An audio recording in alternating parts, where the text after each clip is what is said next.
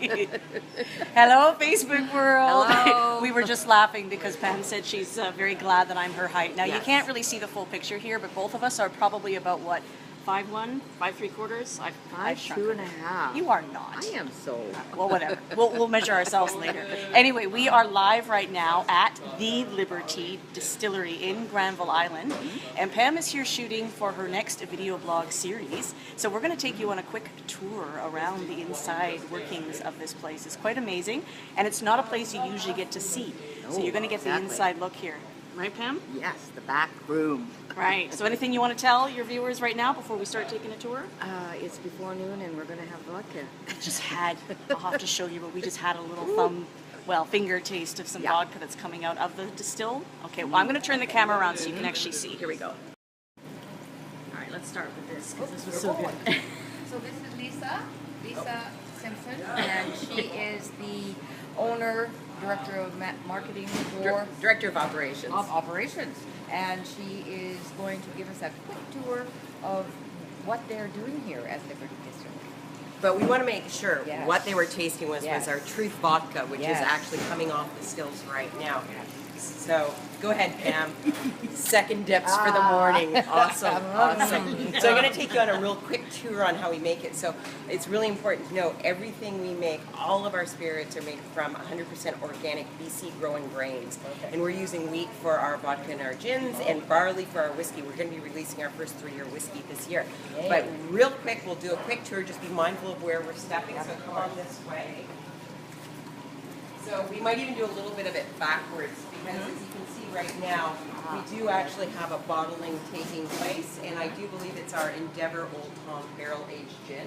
And Raymond, who's our head distiller, and Marco, who is our assistant distiller, and they're just inspecting those bottles before they get clean. Anyhow, this is the back end of the process, but if you step around this way, you can see right in here, we receive our grains on a bi-weekly basis, and they all come from Armstrong Vernon area. So it's all pre-milled for us off-site.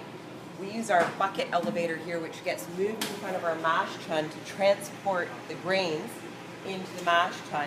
And this is actually mashing right now. So it's filled with really, really, really hot water, and the grains are added to it, and that's the first step of the process. It's mashing.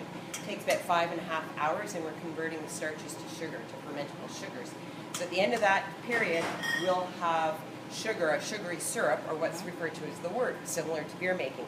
Then we're going to use all these hoses, so I want everybody to be mindful. We're going to move everything down the floor using the hoses and move it into the fermenters.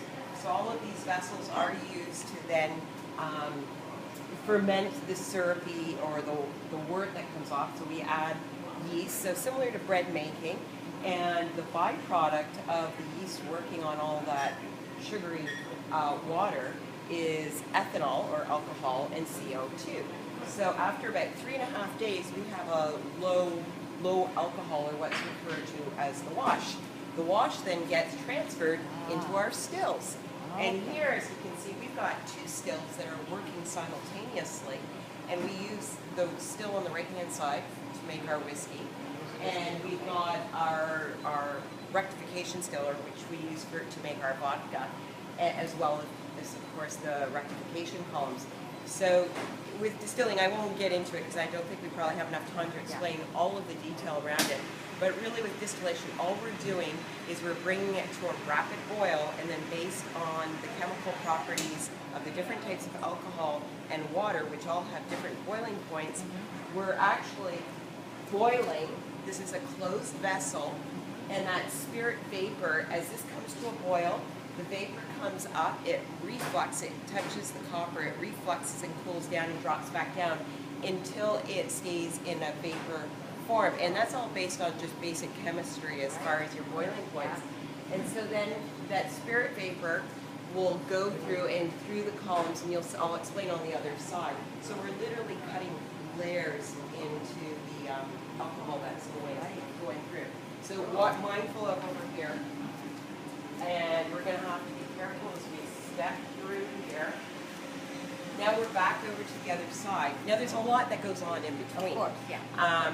So I'm really just giving the quick highlights. So when we start, we're back to making a neutral base spirit. And we call it neutral base because it's actually It's pure. It's coming off at 95%. So if we dilute it, charcoal filter it, and then we bottle it, you then have vodka.